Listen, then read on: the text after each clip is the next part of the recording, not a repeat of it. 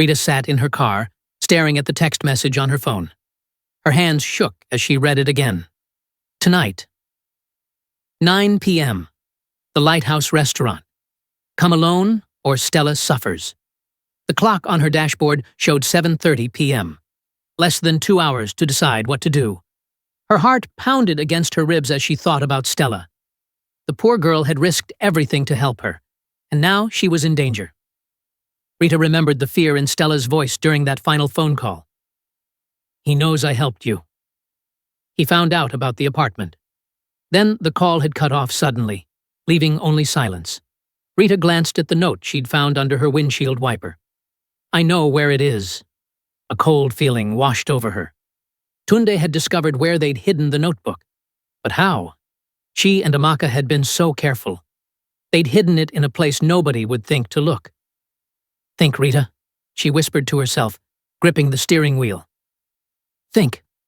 She started the car and pulled out of the hospital parking lot, constantly checking her mirrors. Was that black SUV following her, or was she becoming paranoid?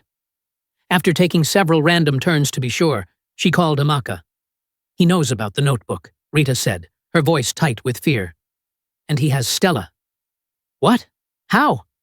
Amaka sounded shocked on the other end. I don't know. He wants me to meet him tonight. I need you to check if the notebook is still where we hid it. Rain started to fall as Rita drove through the busy Lagos streets. The sound of it hitting her windshield matched the racing of her thoughts. If Tunde had found the notebook, what else did he know? Who had told him? Rita felt like the walls were closing in around her. 20 minutes later, her phone rang. Amaka's voice came through, sounding breathless and upset. It's gone, Rita. Someone broke in. My bedroom's a mess. They tore everything apart looking for it. Rita's stomach dropped like a stone. A terrible suspicion began forming in her mind. How had Tunde known exactly where to look? Only she and Amaka knew about the hiding place. Did you tell anyone about the notebook? Rita asked carefully. Of course not. Amaka sounded hurt. How could you think that? But doubt had taken root. Rita remembered how Tunde always seemed one step ahead of her. How quickly he had found her at Amaka's apartment when she first left her father's house. The pieces were starting to fit together in a way she didn't want to accept. When Rita reached her apartment, she moved quickly but methodically. She changed into practical clothes, jeans, a dark blouse, and flat shoes she could run in if needed. No jewelry that could catch on anything. She tucked her medical ID into her pocket, knowing it might come in handy. Looking around her small apartment, Rita felt a strange mix of anger and sadness. Just months ago, she had been focused on her career, helping patients, planning to open her own clinic someday. Now, she was caught in a dangerous game with a powerful man who might have killed before. The rain fell harder outside her window, turning the city lights into blurry halos. Rita checked her phone. 8:15 p.m. She needed to leave now to make it to Victoria Island on time. Being late wasn't an option, not with Stella's life at stake. Before leaving, Rita did something she never thought she would. She called her father. Rita, he answered, his voice still carrying that disapproving tone. Have you come to your senses yet? I'm meeting Tunde tonight at the Lighthouse Restaurant, she said, ignoring his question. If you don't hear from me by morning, tell the police he's involved. What nonsense is this? Her father started, but Rita cut him off. For once in your life, just listen. Tunde is dangerous. He has Stella, and he might hurt her. I might not make it back tonight. The line went quiet for a moment. Then, surprisingly, her father's voice softened slightly. Be careful, he said, before hanging up. As Rita drove toward Victoria Island, memories flashed through her mind. Her graduation from medical school, her first day at Lagos General, meeting Stella, finding the notebook. She thought about all the choices that had led her here, to this moment, driving through the rain toward a meeting that might be a trap. The Lighthouse Restaurant sat on Victoria Island's coastline, an expensive place where Lagos's elite conducted their most private business. The kind of place where deals were made and secrets were kept. At 8:55 p.m., Rita walked through its doors wearing a simple black dress. She hadn't dressed to impress. Her medical ID badge was still clipped to her purse, a small reminder of who she really was. Inside a private dining room, Tunde sat alone at a table, drinking red wine. He looked perfectly at ease, as if this were just another business meeting. "Where's Stella?" Rita demanded immediately. "Safe, for now," Tunda replied, offering her wine, which she refused to touch. "If you've hurt her—" "Please," Tunde interrupted, his tone almost offended. "She's my daughter, despite her betrayal." The way he said betrayal sent chills down Rita's spine. This man saw his own daughter's search for truth as a betrayal punishable by kidnapping. Tunda took another sip of his wine, studying her over the rim of his glass. "You've caused me quite a lot of trouble, Doctor." "I want to see Stella," Rita insisted. Tunda smiled, but it didn't reach his eyes. "All in good time. First, we need to talk." Then he delivered the news that shattered Rita's world. "Amaka has been working for me from the beginning," he said casually. "How do you think I knew about your plans? Your whereabouts?" "No," Rita said, her voice barely above a whisper. "That's not possible." But even as she denied it, pieces started falling into place. How Tunde always seemed one step ahead. How he found out about the apartment. How the notebook had disappeared. 5 million naira is a lot of money, Tunde continued, looking almost sympathetic. Especially for someone with a sick mother who needs expensive treatment. Rita felt like someone had punched her in the stomach. Amaka's mother had been fighting cancer for years. The treatments were expensive, beyond what a hospital salary could cover. But to betray their friendship for money? It seemed impossible, yet it made terrible sense. Tunde pulled out his phone and showed her a photo that made her heart sink further. It was Stella, sitting on the floor of what looked like an empty warehouse. Her face was tear-stained, but she appeared physically unharmed. "The election is 6 months away," Tunde said, putting the phone away. "The wedding needs to happen within 2 months." Rita's mind raced through her options, each one worse than the last. She thought about running to the police, but Tunde owned half the force. She thought about the notebook, but it was gone from Amaka's apartment. She thought about escaping Lagos, but that would mean leaving Stella behind. She felt trapped, cornered like an animal. But Rita wasn't going to show fear. She was a doctor who had faced life-and-death situations. She knew how to stay calm under pressure. "This is kidnapping," she said, keeping her voice steady. "You're holding your own daughter hostage." "I prefer to think of it as family intervention," Tunde replied smoothly. "Stella made some poor choices. So did you. Now we're correcting them." Rita realized that reasoning with this man was pointless. He didn't see what he was doing as wrong. In his mind, people were just pieces to be moved around on a board until he got what he wanted. The silence between them stretched out, heavy with unspoken threats. Rita knew that whatever she decided in this moment would change the course of her life forever. If she agreed to marry him, she'd be trapped in a marriage with a dangerous man. If she refused, both she and Stella would suffer the consequences. Sometimes as a doctor, when all options seemed bad, you had to choose the one that bought you the most time, the one that let you find another solution later. Tunde checked his expensive watch. "I need an answer, doctor. The wedding happens in 2 months, or Stella faces consequences for stealing my property." Rita looked him directly in the eyes. She wouldn't let him see her fear. "I need to see her first," she said. "Bring her here, let me make sure she's all right, and then we'll talk about your wedding." Tunde's eyes narrowed as he considered her demand. Rita held her breath, wondering if she'd pushed too far. Rita sat across from Tunde in the fancy restaurant, feeling like she was playing a dangerous game of chess. The air in the private dining room felt heavy, like before a storm. Tunde had just showed her the photo of Stella being held in some warehouse. Her stomach twisted with worry for the young woman who had risked everything to help her. "Release Stella first," Rita said, standing up. She tried to sound confident, but her heart was racing inside her chest. Tunde's face didn't change at all. "That's not how this works." Rita took a deep breath. She knew she had to be smart here. Tunde was used to people just doing what he said because they were scared of him. But Rita wasn't going to act scared, even though she was terrified inside.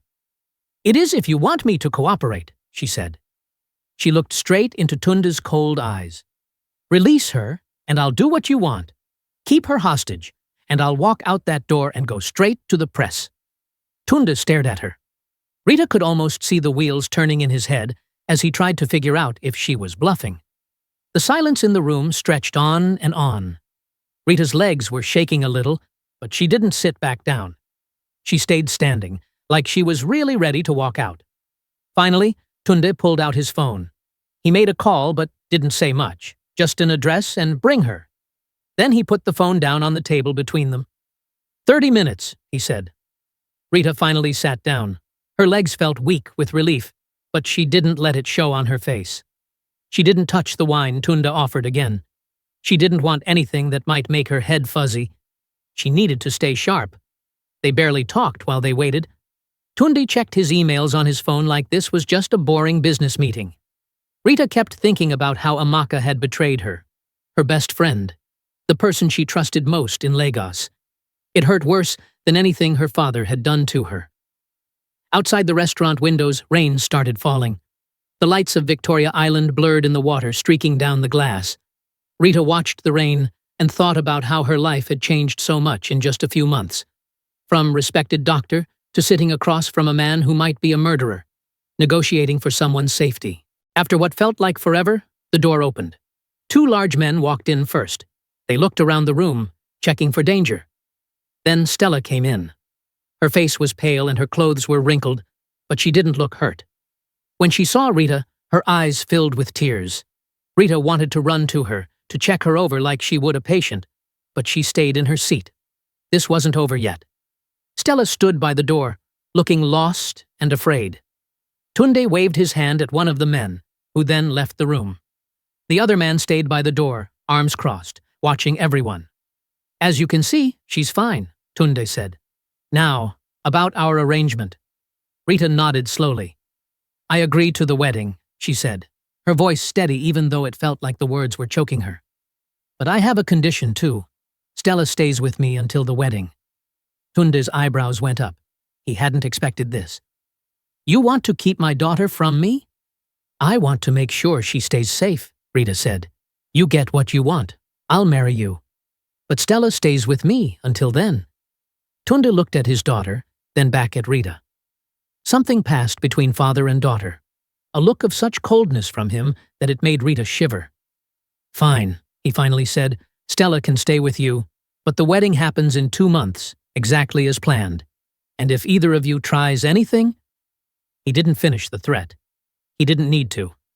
Rita stood up, and this time her legs felt stronger. She walked over to Stella and put her arm around the younger woman's shoulders.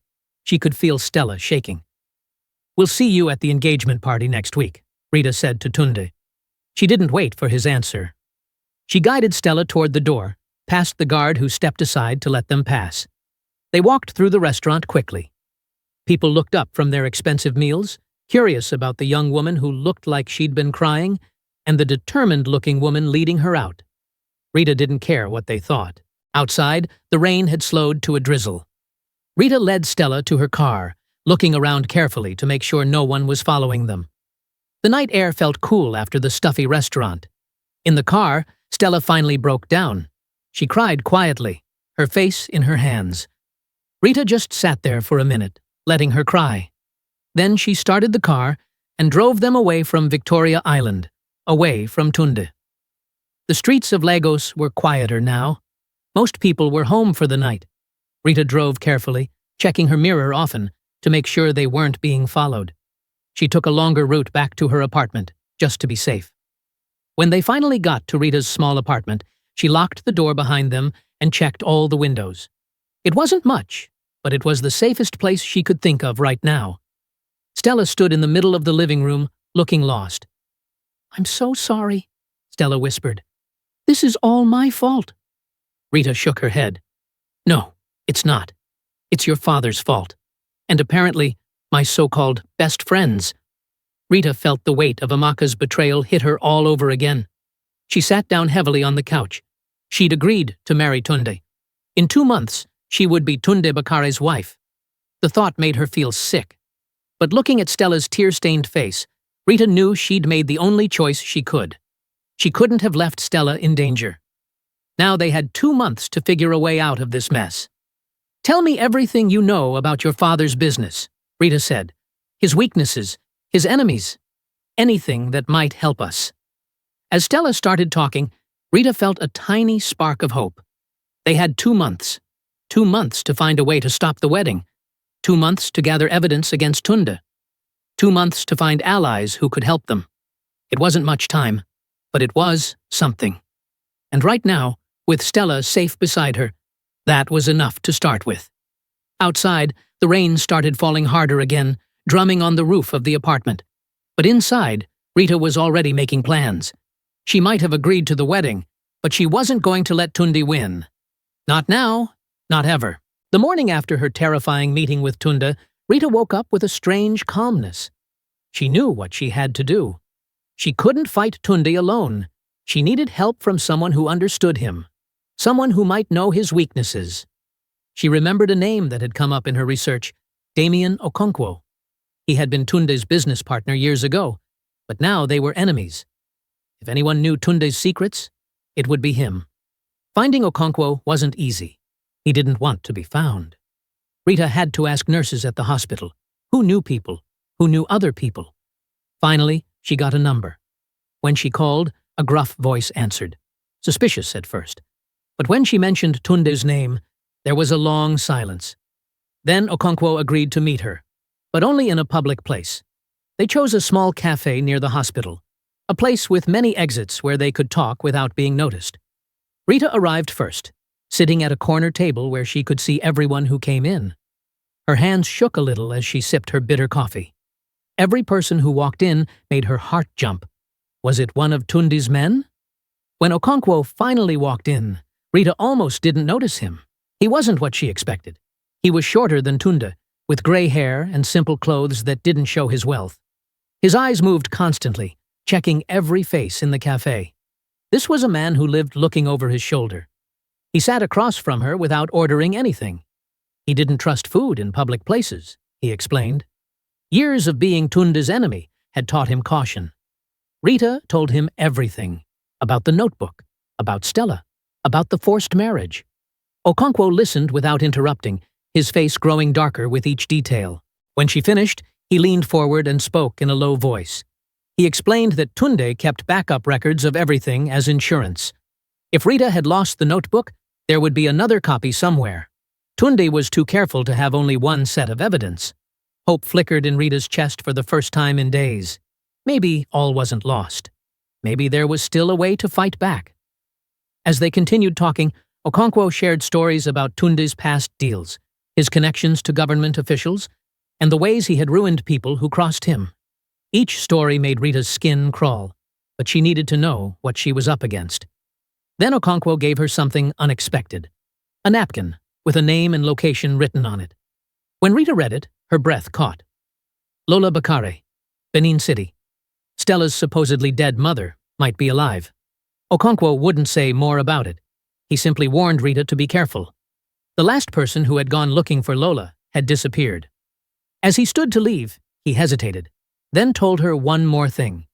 If she was serious about stopping Tunde, she would need evidence that couldn't be ignored, even by corrupt officials. Something so big that no amount of money could make it disappear. After Okonkwo left, Rita sat alone, staring at the napkin in her hand. If Lola was alive, she might have answers. She might know how to stop Tunde, but finding her would be dangerous, maybe even deadly.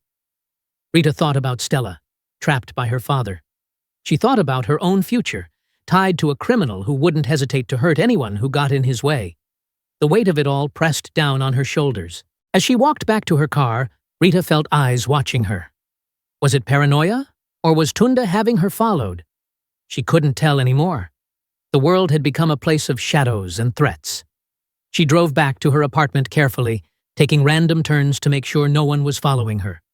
When she finally reached her building, she sat in her car for a long moment, gathering her courage.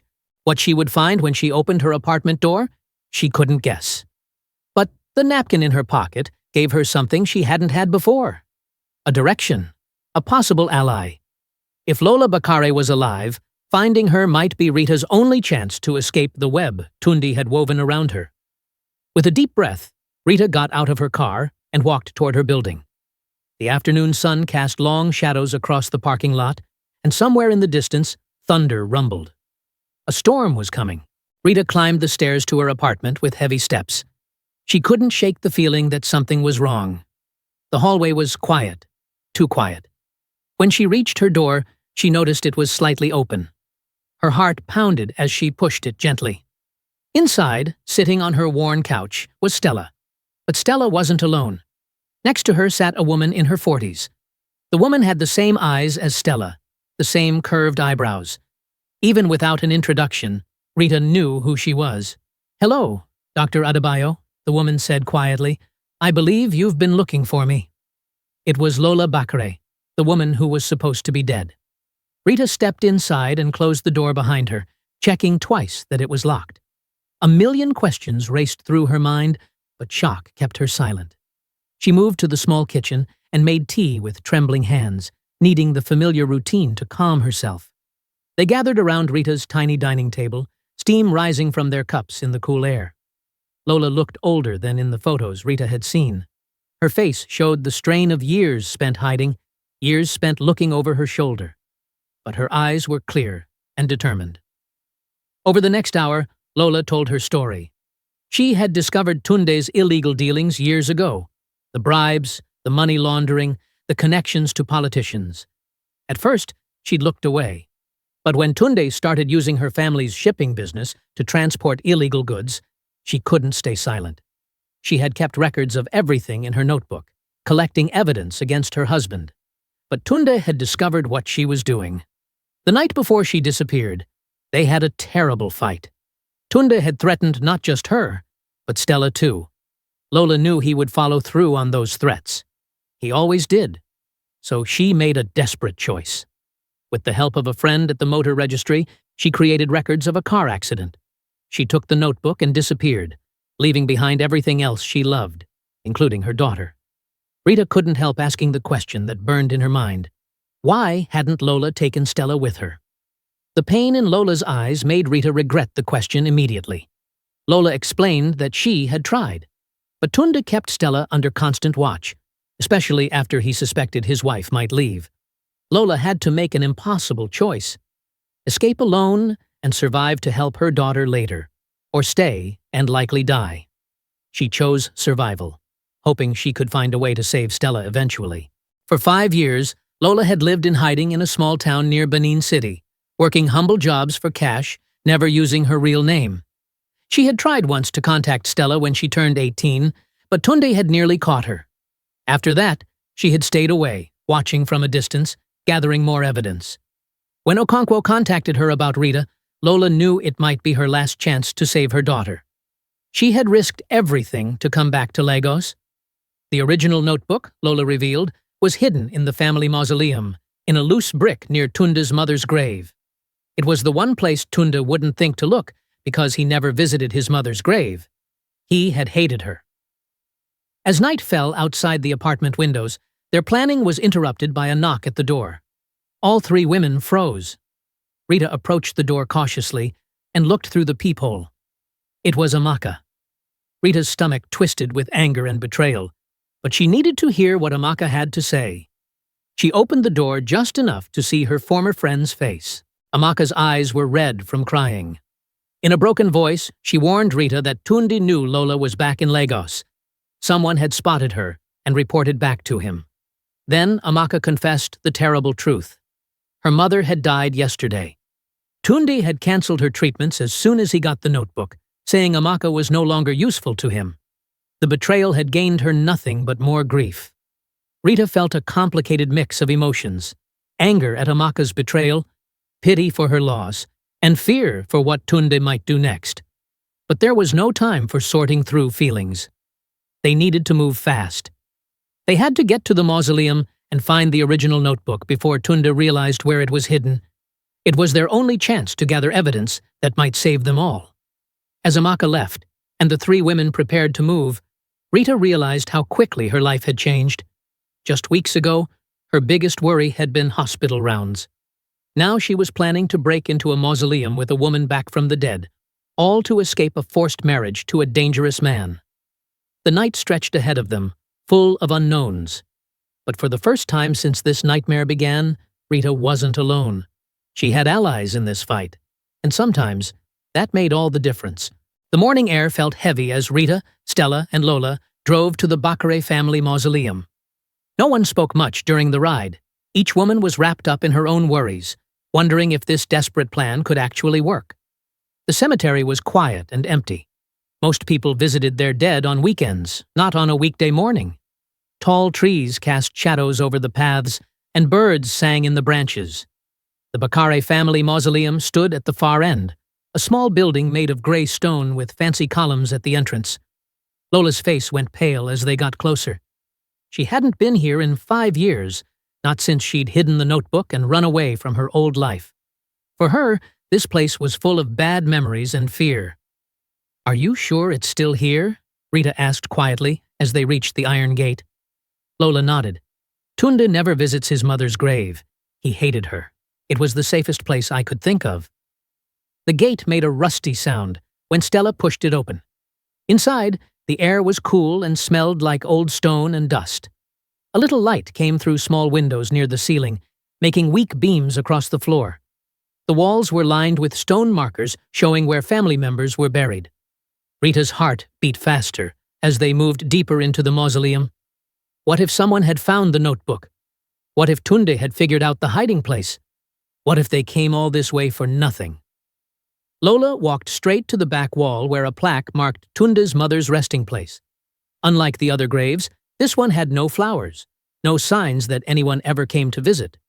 Lola ran her fingers along the stones next to it, feeling for something. "It should be right here," she whispered, pressing against different bricks. After a few tense moments, she found one that moved slightly when pushed. "Here!" With shaking hands, Lola worked the brick free. Behind it was a small hollow space. She reached in and pulled out a package wrapped in plastic. The notebook was still there, sealed tight to keep it safe from the dampness. Rita felt hope rise in her chest as Lola carefully unwrapped the notebook.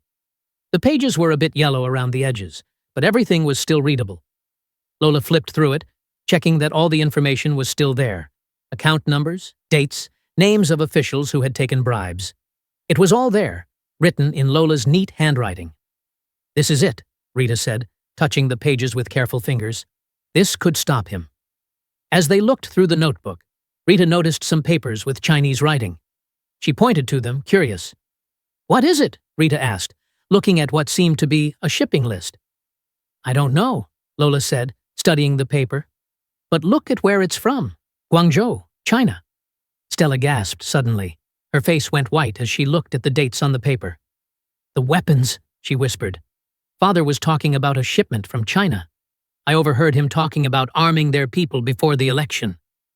The three women looked at each other as they realized what this meant. Tunde wasn't just involved in money crimes. He was bringing in illegal weapons, probably to scare voters, or cause trouble during the upcoming election. This wasn't just about marrying Rita anymore. It was about power. About controlling who won the election through fear. As they stood there taking in this scary news, Rita's phone rang. The sound bounced off the stone walls, making all three women jump. Rita looked at the screen. It was Tunde. Her hand shook as she answered. Tunde's voice came through, cold and businesslike. The press conference to announce their engagement had been moved up to 6 p.m. that evening. He would send a car to pick her up in 1 hour. Before hanging up, he added something that made Rita's blood freeze. "And Rita, I know Lola is with you." He didn't make a direct threat, but his meaning was clear. Show up, or else. Rita looked at her watch. It was already 4:30 p.m. They had very little time left. The notebook in their hands might be enough to stop Tunde, but only if they could get it to the right people before he caught them. Outside the mausoleum, the sky had gotten darker. Thunder rumbled in the distance. A storm was coming. Rita felt it matched the feeling in her chest. Something big was about to happen, and they needed to be ready. The three women hurried back to the car, the precious notebook hidden safely in Rita's bag. Rain started to fall, just a few drops at first, then more and more. The sound of it hitting the car roof grew louder as they drove away from the cemetery, leaving the Bakare family mausoleum behind. Time was running out. They had the evidence they needed, but Tunde was already moving against them. Somehow, he knew Lola was back. What else did he know? Were they already too late? The grand ballroom of the Oriental Hotel sparkled with lights and importance. It was the kind of room meant for celebrations and big announcements. Tonight, it was filled with reporters, business people, and politicians who had come to see Tunde Bakare announce his engagement to Dr. Rita Adebayo. Rita stood to the side of the stage, hidden behind a thick curtain. She could see Tunde through a small gap, working the crowd like he was born for it. He moved from person to person, shaking hands, laughing at jokes, slapping backs. Everyone wanted to be near him, to be seen with the man who might be the next governor. From her hiding spot, Rita watched how easily people believed in him. They saw his expensive suit, his confident smile, his generous donations to charities. They didn't see the man who had threatened her, who had kidnapped his own daughter, who was bringing illegal weapons into the country. Her phone vibrated in her purse. A text from Lola. "We're in position. Federal agents on standby."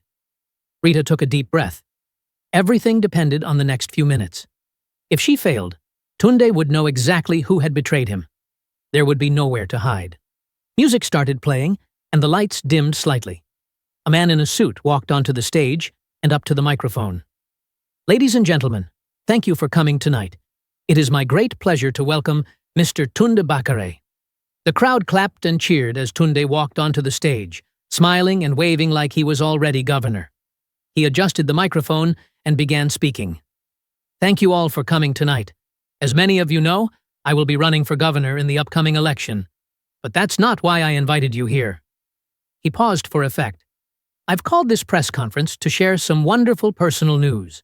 Rita felt a staff member touch her arm. "You're on in 2 minutes," the woman whispered. Tunde continued talking, his voice full of fake emotion. "I've been blessed in my business life, but a man needs more than just success. He needs family. He needs love." The crowd murmured in agreement. Tunde was playing them perfectly. "That's why I'm so happy to announce my engagement to a remarkable woman. She's not only beautiful and from a good family, but she's also dedicated her life to helping others. Ladies and gentlemen, please welcome Dr. Rita Adebayo." That was her cue. Rita straightened her blue dress and walked onto the stage, a practiced smile on her face. Camera flashes went off like lightning as she crossed to stand beside Tunde. He put his arm around her waist, pulling her close. His grip was too tight. A silent warning. "Thank you, Tunde," Rita said into the microphone, her voice surprisingly steady. "And thank you all for coming tonight." Tunde smiled at her, but his eyes were cold. "Would you like to say a few words, my dear?" This was the moment. Rita looked out at the sea of faces. Somewhere in that crowd were federal agents, ready to move. Somewhere out there, Lola and Stella were watching, depending on her. "Yes, I would," Rita said. "I'd like to tell you all a story. A story about ambition, corruption, and the price some people are willing to pay for power." Tunde's smile froze on his face. His hand tightened painfully on her waist, but Rita kept going. "Many of you knew Tunde's first wife, Lola Bakare. You were told she died in a car accident 5 years ago." Rita paused, letting the confusion spread through the room. "That was a lie." Whispers rippled through the crowd. Reporters leaned forward, sensing a bigger story than a simple engagement announcement. "Lola Bakare isn't dead. She's been hiding for 5 years after discovering evidence of her husband's criminal activities." Tunde tried to pull Rita away from the microphone, but she held firm. "Dr. Adebayo isn't feeling well," he said loudly, trying to regain control. "Perhaps we should." "I'm feeling perfectly fine," Rita said, her voice growing stronger. "And I have more to say. About offshore accounts filled with money that should have gone to our schools and hospitals. About bribes to government officials. About a shipment of illegal weapons from China intended to intimidate voters in the upcoming election." The room erupted in chaos. Reporters were shouting questions. Phones were out, recording everything. Some of Tunde's friends were yelling that Rita was lying. Others were quietly slipping toward the exits, not wanting to be associated with what was happening. Tunde grabbed Rita's arm, his face twisted with rage. "You stupid girl," he hissed. "You have no idea what you've done." Before he could drag her off the stage, the ballroom doors burst open.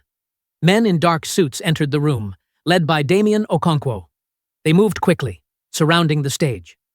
"Tunde Bakare," the lead agent announced, his voice cutting through the noise. "You are under arrest for corruption, money laundering, kidnapping, and illegal weapons importation. Tunde looked wildly around the room, searching for an escape route. But there was nowhere to go. The agents closed in, and one of them pulled Tunde's hands behind his back, snapping handcuffs around his wrists. "This isn't over," Tunde said, as he was led away, his eyes locked on Rita's. There was pure hatred in his gaze. Rita stood tall, refusing to look away. "Actually, it is," she replied, loud enough for those nearby to hear. "The price was too high, Mr. Bakare. Even for you." Camera flashes exploded around them, capturing the moment that would be on every front page tomorrow. The powerful Tunde Bakare being led away in handcuffs. The woman who was supposed to be his bride, standing alone on stage, watching him go. As Tunde disappeared through the doors, Rita felt something strange, a weight lifting from her shoulders. For weeks, she had lived in fear. She had been trapped, with no way out. Now, finally, she could breathe again. Reporters swarmed the stage, shouting questions at her. How long had she known? Where was Lola Bakare now? What about the weapons? Was she really engaged to Tunde? Or was it all a setup? Rita didn't answer any of them. She walked calmly off the stage and through a side door, where Stella was waiting for her. The two women hugged tightly, both trembling with relief and leftover fear. "Is it really over?" Stella whispered. "The worst part is," Rita said, "there's still a lot to do, but he can't hurt us anymore." Outside the hotel, rain was falling softly. Police cars with flashing lights lined the driveway. Officers were leading Tunde toward one of them, his head down now, no longer the proud, powerful man who had terrorized them. As they watched from the doorway, Lola joined them. She put one arm around her daughter and the other around Rita. Together, the three women stood in silence, watching as the car with Tunde inside pulled away. The rain washed over the city, cleaning away the dust and heat of the day. Rita thought about how much had changed since that dinner when her father had announced she would marry Tunde Bakare. How much she had changed. She wasn't the same person who had sat silently at that table, afraid to challenge her father's decision. "What happens now?" Stella asked quietly. "Now we tell the truth," Rita said. "All of it. No more secrets. No more hiding." The events at the Oriental Hotel would be just the beginning. There would be police statements, court appearances, and endless questions from reporters. Tunde's corruption network was vast, and taking it down would not happen overnight. But they had taken the first step, the hardest step. They had stood up to power and won.